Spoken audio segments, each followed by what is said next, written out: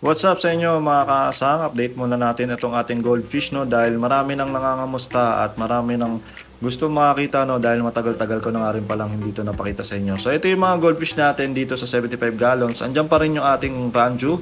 Bali dalawa yung rancho natin na yan. Isang malaki at isang medyo maliit. Nasaan na yung isang medyo maliit na yan?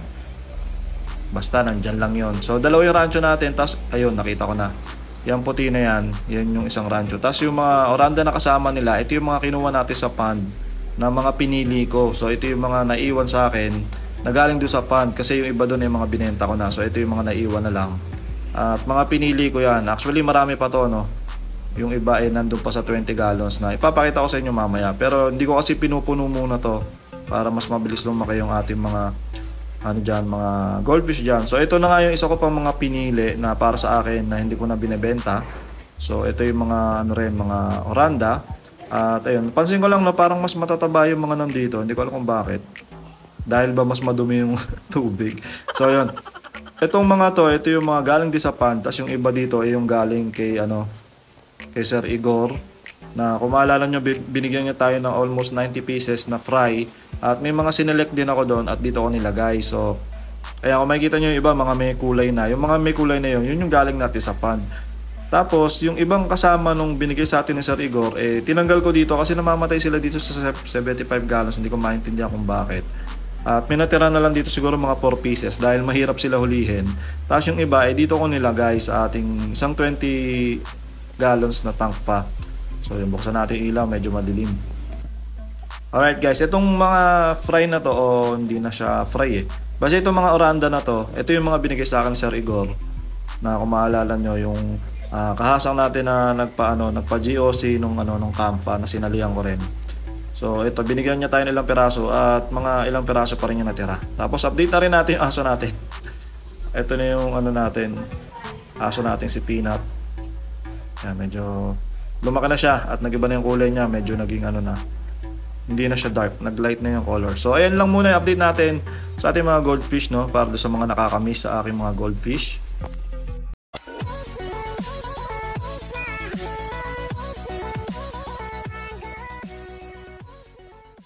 What's up mga kaasang, welcome back to my channel. At for today's video, dito tayo para ayusin yung mga tabs na nilatag natin noong nakaraan. So ayun, hindi pa masyadong puno yung tubig no? Kasi hinihintay pa namin umulan din ng umulan at medyo mahina kasi yung tubig dito. Kaya hindi pa siya masyado napupuno. Tapos yun, naikabit na ni Papa yung yung mga net natin. So ito yung net natin hanggang doon. Pero may nakakalusot pa rin mga ilang pirasong ayan, kagaya niyan. May nakakalusot pa rin konting dahon ng mangga. Tapos yun, kung mapapansin nyo, medyo green din yung tubig, hindi ko alam. At medyo napapaano pa rin, naaarawan pa rin ng konting-konti lang naman. So okay naman din siguro yan sa mga isda natin. At ayun nga, ang gagawin ko ngayon ay bibili ako ng PVC at lalagyan natin to ng airstone. Airstone lang gagamitin natin guys no. Tapos yun nga, kanina ko pa iniisip yan kung saan namin nilalagay yung pump. At ayun nga, nagkasundo kami ni Papa no. Doon na lang ilagay. So yung nakikita nyo upuan na yan, doon namin nilalagay yung pump. Tapos nag-line na lang kami ng kuryente dito sa paa. Dahil mas madali kung dyan lang magagaling tapos tatakpan na lang namin yan. Tapos isang diretso na lang, wala na tayong gagamiting elbow, wala na tayong kung ano. Siguro wala pang dalawang buong PVC. Makakonect na natin yan. So bili muna tayo ng PVC tapos kasuhin na natin to para pag napuno yung tubig nito, next week makapaglagay na tayo ng mga isda. So maghahunting na ako ngayon ng mga pwede nating ilagay na strains dito. So kung meron kayong mga available na strains na hindi naman ganun kamahalan kasi hindi naman high quality yung kailangan namin. So usually mga pet grade lang din ang hinahanap ko na pwede nating material. Tapos paparami natin dito. Ayun, kung kaya nyo naman akong supplyan, message nyo lang ako sa Facebook at naghahanap nga ako ng mga bago kong strains na pwede nating paramihin dito. Alright?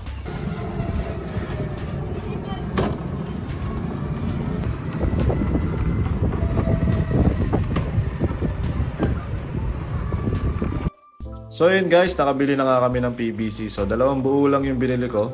Tingin ko naman sobra na yan para dyan. Tapos may isang end cap lang.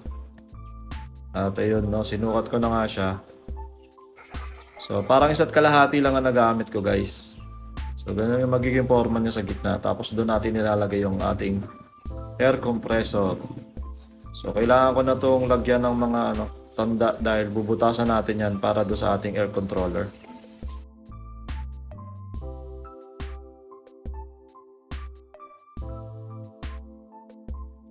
So yun mga kasang, may mga markings na yung bubutasan natin. Tapos si Papa ay kinakabit niya na nga dyan yung kuryente para do sa ating compressor. Na dapat dito ko ilalagay kaso mahaharangan do yung daanan dito. So sabi ni Papa mas maganda na doon na lang sa part na yun. At yun, bubutasin na natin yung ating PVC gamit itong panghinang. At mas madali kasi ito kaysa magbabarena tayo dahil pag barena ay pwedeng mabasag pa yan. So, sakto na rin yan, no? Pagkabutas natin, ilagay lang natin yung air controller. So, medyo marami-rami to dahil 20 slots. So, 20 na butas at 20 controller ang ilalagay natin para sa 20 na airstone. So, wait lang, tapusin lang natin to.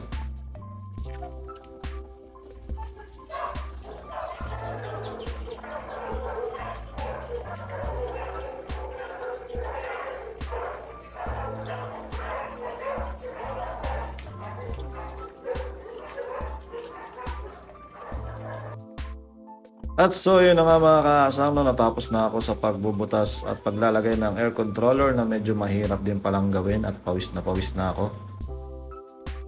Ngayon naman ilalagyan natin ng air hose yan, so kailangan natin masukat muna isa bago tayo magputol-putol dyan dahil 20 pieces din to. At yung mga pinutol natin ilalagyan natin ng airstone, sana sakto. So yan, ganyan kalaki lang yung kailangan natin. At ilalagay natin to syempre dito sa ating air controller. Ito yung gagawa ng bubbles para may aeration yung mga tabs natin. Ayan, ang dami.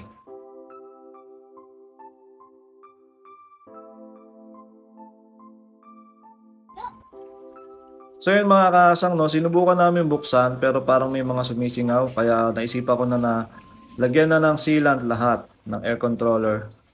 Though medyo masikip naman yung mga kabit natin pero mas maganda pa rin yung sealed talaga para walang kawala yung mga hangin at mas malakas yung lalabas doon sa airstone kasi medyo mahina na yung parang mahina yung airstone. Hindi ko alam kung mahina yung pump o may singaw lang. So ayan guys, no, nalagyan na natin lahat at naisilat na natin lahat yan. Pero nung tinesting namin medyo mahina pa rin talaga yung labas ng hangin doon sa mga airstone. So papatuyuin ko muna yung mga sealant para sigurado tayo. Tapos papapuno ko muna yung tubig bago natin iti-testing ulit. So hindi natin ito matatapos ngayon.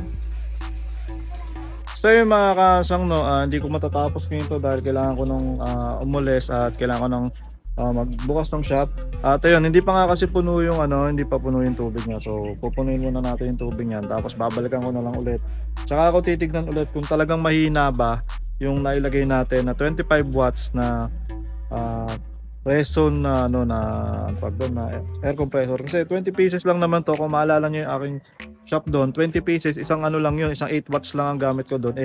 Kaya nyo supplyan lahat. Ito nagtataka ako, 20 watts siya pero itong tab natin hindi niya masupplyan. So tignan ko na lang kasi wala pang mga tubig dito dito sa part na to wala pang tubig, hindi pa masyadong puno.